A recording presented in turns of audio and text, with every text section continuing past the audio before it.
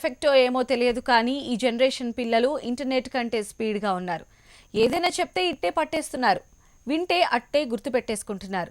కొట్టినా పాపమే, తిట్టినా పాపమే. ఉన్నట్టుండి పిల్లల మీద పడ్డారేంటి అనుకుంటున్నారా?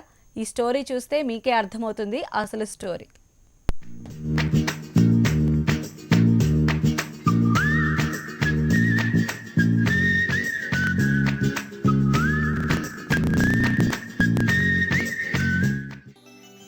ఈ కాలం పిల్లలు చాలా ఫాస్ట్.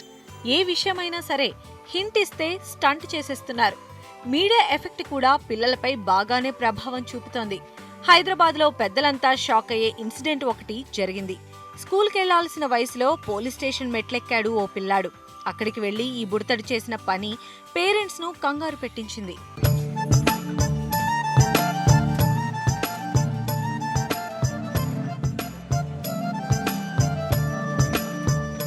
మీరు చూస్తున్న ఈ పిల్లాడి పేరు చైతన్య.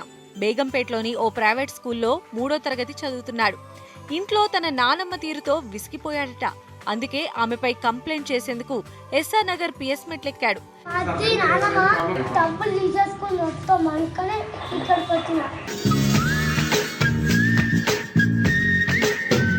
తన నానమ్మ రోజా నాన్నను అమ్మను తిట్టడమే కాకుండా డబ్బులు లాక్కుంటోందని కంప్లైంట్ చేశాడు.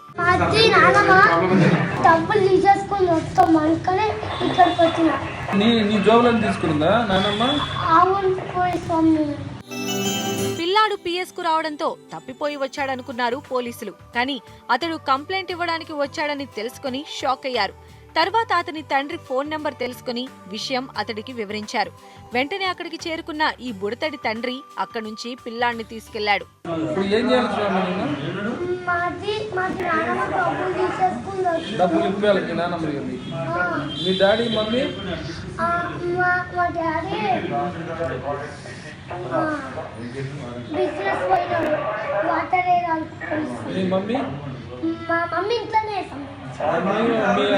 ఇట్లా ఉన్నారు, పంపిస్తా, మా కానిస్టేబుల్ సాబ్ని పంపిస్తా. నానమ్మని ఏం చేయాలి? లోపల ఇస్తారా? మీ నాన్నమ్మ కదా వేయకూడదు కదా అట్లా. మన దేశంలో పిల్లలు ఫిర్యాదు చేస్తే న్యూస్ అవుతుంది, కానీ నార్వే లాంటి దేశాల్లో అయితే పెద్ద న్యూసెన్స్ అవుతుంది. ఏది ఏమైనా ఈ ఘటనతో పెద్దలందరికీ ఈజీగా అర్థమైంది ఏంటంటే పిల్లలతో జాగ్రత్తగా ఉండాలని. అందుకే వారి ముందు తల్లిదండ్రులు గొడవ పడటం, తిట్టుకోవడం లాంటివి చేయొద్దు. మనం పట్టించుకోకుండా చేసే ప్రతి పని పిల్లల మీద తప్పక ప్రభావం చూపిస్తుందని చెప్తున్నారు చైల్డ్ సైకాలజిస్టులు.